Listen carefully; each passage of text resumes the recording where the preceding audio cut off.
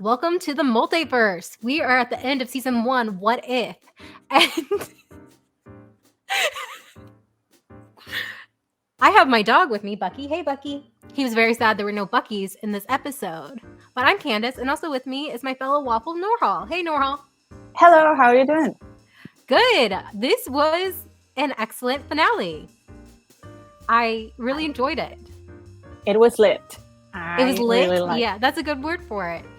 So something that Arzu and I have especially talked about a lot every episode is it ends on a cliffhanger. I really wish I knew what would happen to these characters. And we get an answer to a lot of them this week. Everything's connected. I love that. And it's part of the episodic storytelling that we are being used to in the MCU. But I enjoy that every single episode kind of came to conclusion in this one. It was a treat, like Bucky would say. It was a treat. It was a treat, yes. It was a treat. Okay, so one of the big things that I was like, what? Huh? Was the Gamora being included when the Watcher is looking for his chosen people. Because it felt like there was more of a story there. And actually, this was one episode that was pushed to season 2. So we are getting a season 2, which is very exciting. Because of COVID, all this stuff happened. And it's about Tony, in Avengers, the first one. There's a nuke headed to New York, right? And Tony takes it and he puts it through the portal and he goes with it to space. But this time... he went to Sakaar. Yeah, he went to Sakaar instead. Well, actually, first he hit Thanos' ship. And during the chaos of that, Gamora killed her father because, she'd been trying to.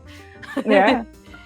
And he ends up on Sakaar and he becomes a gladiator. And that's why he's in his Hulkbuster kind of thing. That's his gladiator thing. And yeah, like you were saying, this is the first episode we saw in a while that Tony doesn't die. Yes. He also doesn't get chosen by the Watcher, though. Yeah, no, you go to the bench. No, not you. I'm not talking to you. Even though I'm worried about that Tony because he's talking about creating an armor for the entire galaxy, the entire world. And that's how Ultron happened. Like, Tony, seriously. But it's kind of understandable because he didn't went through that. Yeah. In his timeline. Because he went to Sakaar. About it. Exactly. So something interesting I found out is the Watcher is physically getting closer and closer every episode. He's getting bigger and bigger, and I just was looking back and I was like, wow, that was well done. Yeah, I enjoyed when he was choosing every one of them, and at the case of Thor, he was he grabbing a figure a Black Series. It reminded me of King Kong. Yes. The way that Thor was screaming. He was Faye Dunaway, I think was her name. Yes, Faye Dunaway. And just screaming into the night. And just oh no. But yeah, so the Watcher isn't watching anymore. He's choosing people to help destroy the evil Ultron. Yeah. And he chooses Captain Carter from the very first episode. There's a lot of nods to the very first episode. We got, of course, Doctor Strange Supreme, the Sorcerer Supreme. We have Gamora from the last episode, but she has a Affinity Stone. Crusher, yes. Crusher. So cute little robot thing. I know. A droid. Yeah, we get T'Challa, Star-Lord, our last performance by Chadwick. And he was hilarious. He was so hilarious, Arnim. He was great. We get Michael B. Jordan back as Killmonger, which I was like, what you doing there, Watcher? Are you sure? Are you sure? Yeah. I'm like, you've been watching, right? You know what's going to happen. I really love that we got a little clip of seeing Pepper. Pepper, in her business attire. Yeah. Going to go fight with, the 13-year-old Shuri. And Vegas Thor. I'm going to call him Vegas Thor. Party Boy Thor. Party Thor, yeah. Yeah. And also what I liked is seeing Captain Carter, Winter Soldier, the movie that we saw, Captain America and the Winter Soldier, kind of the same. Yeah. Back and forth. She also has an updated costume that looks a lot like the coloring of Steve's in Winter Soldier with the silver and the dark blue. Yes. So that was a cool update. I really loved her and Nat's like BFF. Yes. So like Nat's still trying to play like matchmaker for any captain that she meets. I know. Yeah. Any universe. Any universe. But yeah, I would really love more of those two. I feel like there's going to be a lot an archive of our own soon of any version of Nat, because we not only get Nat from Captain Carter's universe, we get Nat also from the last Ultron episode.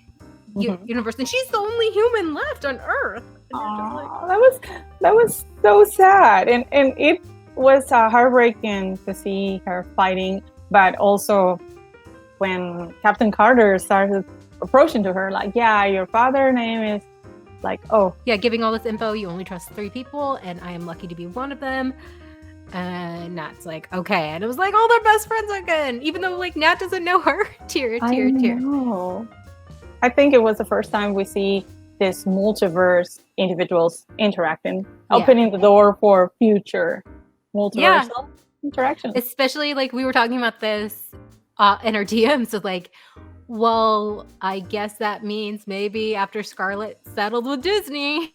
Yes. What does that mean? Maybe a cameo in the future. Who knows? Because there's a bunch of Black Widows just, all around. So, like, Nat still has the arrow from the previous episode that has Zola. Zola virus. Yeah, Zola virus. And Captain Carter's like, what? And also, when Nat goes like, this is for Clint. And I was like, it's not going to work then, Nat. Why did you say that? You're jinxing it. Don't do that. And she did.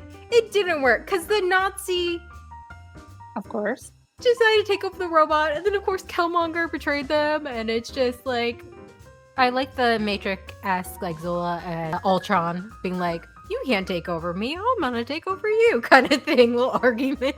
I know. And that was a fantastic idea from Strange Supreme. It's like, okay, you know, guys, I'm going to contain you here. Oh my gosh. Yeah, Strange Supreme. Everyone's saying MVP of this episode.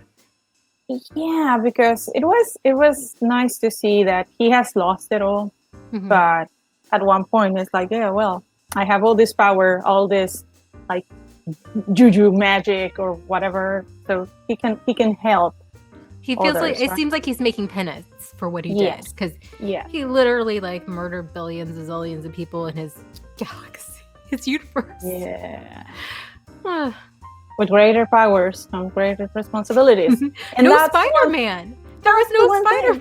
Why? I was like, okay, if they're taking things from each episode, and I like that, seeing Scarlet Witch from the zombie.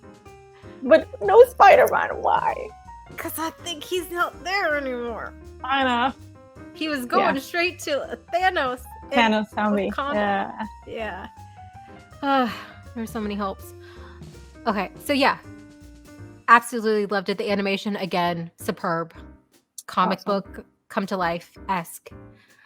And okay, let's talk about the end credit scene. Nat from the universe Ultron. Where everyone's dead. Yeah, Ultron. Mm-hmm. She ends up in the one where all the Avengers die. Yeah. And Captain America and Captain Marvel are fighting Loki.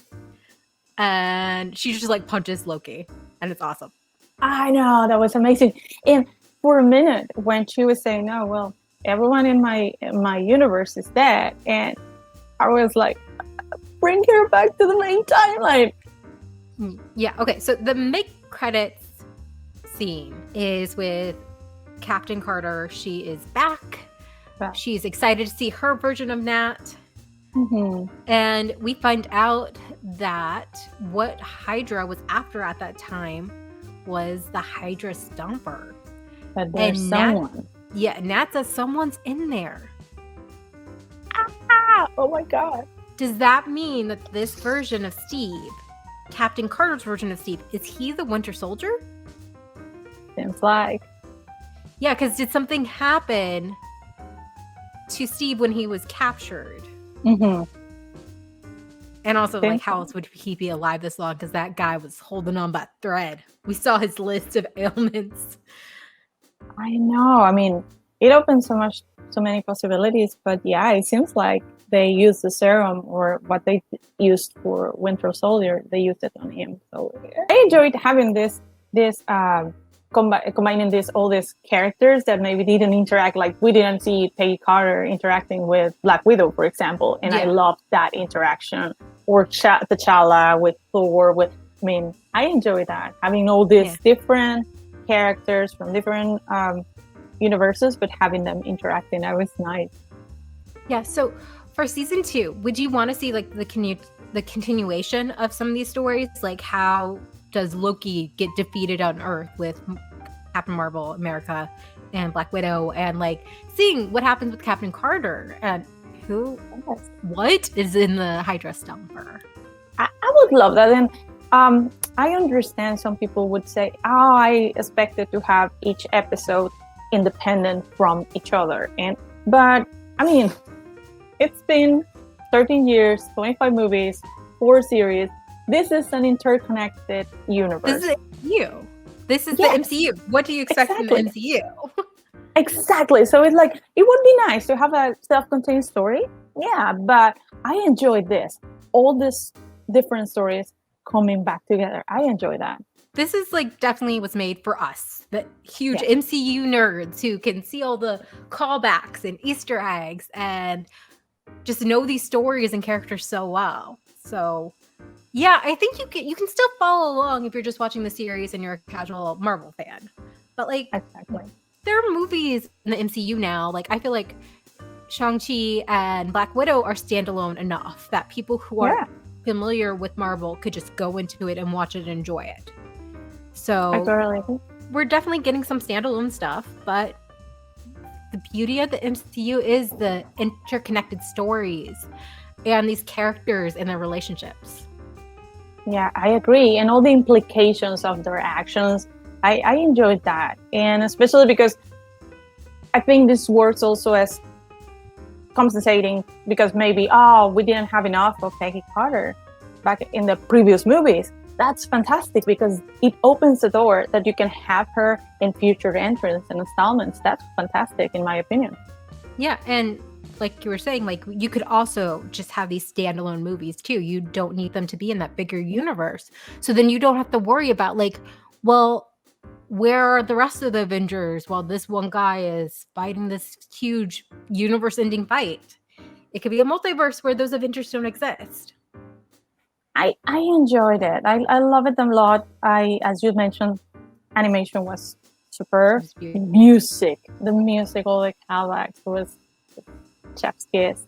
And yeah, I'm looking forward to what they're going to bring on season 2 and how the events we saw in this season are going to affect next entries like No Way Home or Multiverse of Madness. I'm really looking forward for that. Okay. Well, thank you for joining us, and we hope you all have a marvelous day.